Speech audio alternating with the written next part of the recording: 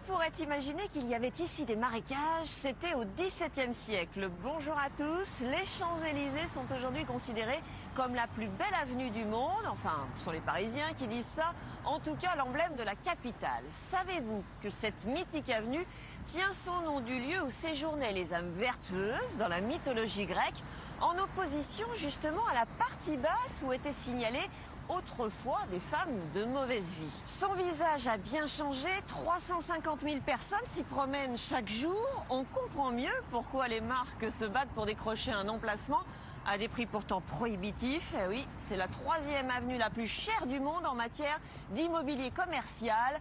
Un peu la folie des grandeurs, et c'est une enquête signée Laure de l'Alex. Ont-ils beaucoup changé depuis 50 ans ? Aujourd'hui, rares sont les habitants qui peuvent s'offrir le luxe de s'y loger. Au total, seuls 82 électeurs y ont officiellement leur adresse et nous irons à la rencontre de ces résidents qui subsistent encore. Ah bonjour, entrez chez moi. Chaque maison de domiciliation, il y a environ 1500 clients qui sont domiciliés, seulement ils ont leur boîte postale ici. Les Champs-Élysées sont surtout ce patchwork de population et d'univers qui se croisent. Ici, le temps semble s'être arrêté. Pratiquement rien n'a changé depuis 1909, lorsque l'hôtel est racheté par le Travelers Club, un cercle privé de 750 gentlemen. 100 ans après, ils se retrouvent toujours ici pour déjeuner, organiser des soirées privées, jouer ou même dormir.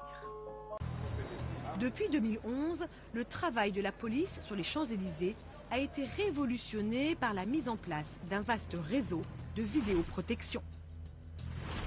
Plus d'une vingtaine de caméras scrutent désormais l'avenue la plus peuplée de Paris, avec un contrôle direct depuis le commissariat du quartier. Voilà. Donc ça couvre absolument tous les champs. C'est-à-dire que vous pouvez suivre une personne de la Concorde jusqu'à l'Arc de Triomphe. Vous pouvez la suivre de A à Z, en permanence, en changeant de caméra, en passant de l'une à l'autre. Par exemple, si vous prenez une qui est bien, là, qui est située tout en haut de l'Arc de Triomphe, celle-ci, vous allez voir que c'est quand même assez performant au niveau du zoom. Vous voyez, là je me retrouve à l'obélisque. La précision des caméras est stupéfiante et permet de dévisager n'importe quel individu. On va voir si on repère celui qui vend, mais de façon agressive et racistique. C'est en fait surtout la nuit que les actes de violence peuvent apparaître. Ils se concentrent alors sur quelques rues malfamées du quartier. La rue de Pontier, c'est une rue qui est parallèle aux Champs-Élysées, où il y a plusieurs boîtes de nuit. Et ça ramène une certaine... Ce sont ceux qui dirigent, on va dire moi pour ma part, c'était celui qui dirigeait le point de deal population. C'est la foule des grands jours sur les Champs-Élysées. Celle du plus grand événement de l'avenue, le défilé du 14 juillet. Partout, le public se presse sur les trottoirs et les balcons deviennent des lieux très prisés, comme ceux de l'agence de presse Bloomberg.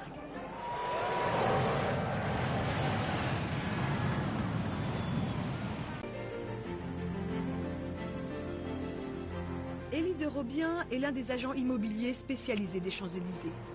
Il constate qu'il n'y a pratiquement plus ici de transactions entre particuliers. La période où vraiment les Champs-Élysées étaient habités, c'est avant la guerre 14. Les ventes sont vraiment rares, les dernières remontent à déjà plusieurs années. Aujourd'hui sur l'avenue, il n'y a en fait seulement que 82 habitants officiels recensés, les 82 électeurs inscrits en mairie. Parmi ce cercle très restreint, presque invisible, nous avons retrouvé l'un d'eux. Il habite au fond d'une galerie commerçante, dans un entresol.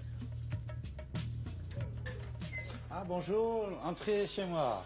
Voilà, c'est chez moi, je vous présente... David Abbassis est un intellectuel iranien.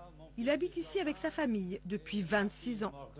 Et venez, c'est par là mon bureau. Écrivain et journaliste, il diffuse des émissions et des chroniques dans le monde entier depuis ce petit studio. Ici, on va être capté pour YouTube.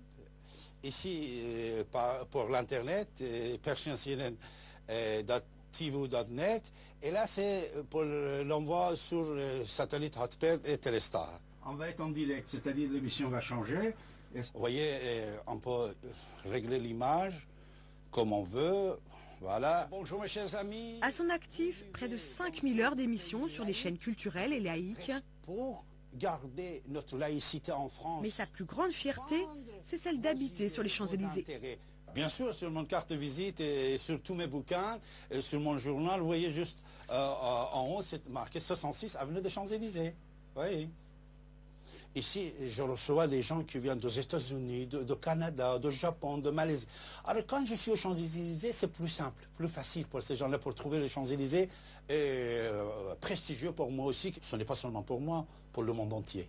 Dans n'importe quelle ville du monde, s'il peut, le plus bel avenue, il appelle les Champs-Élysées. Même s'ils n'ont pas changé le panneau, il dit c'est Champs-Élysées de Beyrouth, c'est Champs-Élysées de Tokyo, etc. Mais l'avenue jouit d'un tel prestige que d'innombrables personnes ou entreprises tentent d'y avoir une adresse. Quand je parle de Champs-Élysées, les gens ils ne croient pas. Pourquoi? Puisqu'il y a plusieurs milliers de personnes qui sont domiciliées sur Champs-Élysées. Par exemple, au 66 avenue des Champs-Élysées, nous avons 5 bureaux de domiciliation. Chaque maison de domiciliation, il a environ 1500 clients qui sont domiciliés. Seulement, ils ont leur boîte postale ici. C'est pour ça que les banques n'ouvrent aucun compte pour les gens qui sont domiciliés aux Champs-Élysées. Parce que si on n'a pas un bureau de domiciliation, ils viennent aujourd'hui, ils vont partir demain. Ils n'ouvrent pas le compte à la banque. David, lui, est bien propriétaire de cet appartement et ses enfants sont nés et ont grandi là. C'était sa première marche sur Champs-Élysées. Il a commencé à marcher sur Champs-Élysées. Sa fille Morgane, elle aussi électrice, a en tout cas trouvé son bonheur sur les Champs-Élysées. Franchement, pour moi, c'est assez sympa puisque quand j'ai rendez-vous, par exemple, avec mes copines, mes amis, tout ça, la plupart du temps, c'est sur les Champs-Élysées. Surtout qu'il y a plein de boutiques, maintenant des boutiques populaires qu'il n'y avait pas avant. Et puis, je trouve que c'est assez sympa sur les Champs-Élysées, on peut trouver ce qu'on veut. David, lui, a bien vu l'évolution commerciale des Champs-Élysées et pour cause, il possédait dans cette galerie 4 petits commerces. Là, on avait sur 2 niveaux plusieurs boutiques. J'étais propriétaire de 4 boutiques. On faisait des copie-services, petits restaurants que j'avais là ici. Maintenant, c'est tout ça, c'est un seul lot. Voilà. Champs-Élysées a changé. Dans n'importe quel numéro de Champs-Élysées, presque, vous aviez une brasserie, café. Après, c'était acheté par les grandes marques ou par les fast-food. C'est pas la même chose. Avant, c'est vrai que les grandes marques n'existaient pas. C'était des petits magasins individuels, on peut dire. Mais maintenant, c'est des grandes marques.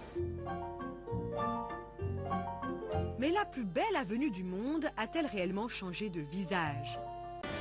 Mais les Champs-Élysées la nuit, c'est aussi la fête et une adresse incontournable, le Lido.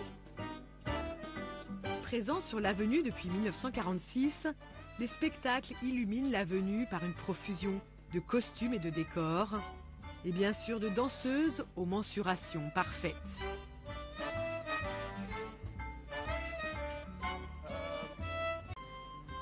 Là, vous avez Miss Bluebell avec des danseuses. Et le nom de Miss Bluebell, c'est parce que quand elle était jeune, petite, elle avait les yeux couleur jacinthe, donc d'où est resté le nom de Miss Bluebell. C'est elle qui a lancé cette troupe de danseuses nues. Elle parlait avec cet accent irlandais. Alicia et ses camarades seront sur scène dans moins d'1 heure. Je suis mexicana, et c'est... Tout le monde connaît les Champs-Élysées. Tout le monde, Campos Elíseos en espagnol. Todo el mundo lo conoce, es muy C'est très prestigieux.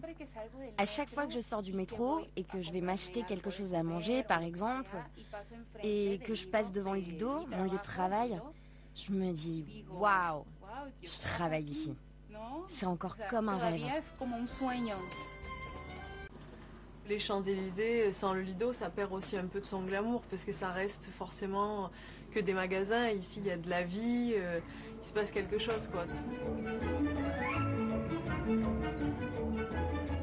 Vous connaissez la chanson de Joe Dassin, il y a toujours quelque chose sur les Champs-Élysées. Donc maintenant, oui, chaque événement, on termine sur les Champs-Élysées, forcément. Et si c'était à refaire, oui, je re-signerais tout de suite pour 40 ans. Pour tous, les Champs-Élysées restent donc cette avenue magique qui continue d'attirer et de fasciner le monde entier, de l'Étoile à la Concorde, comme un orchestre à 1000 cordes.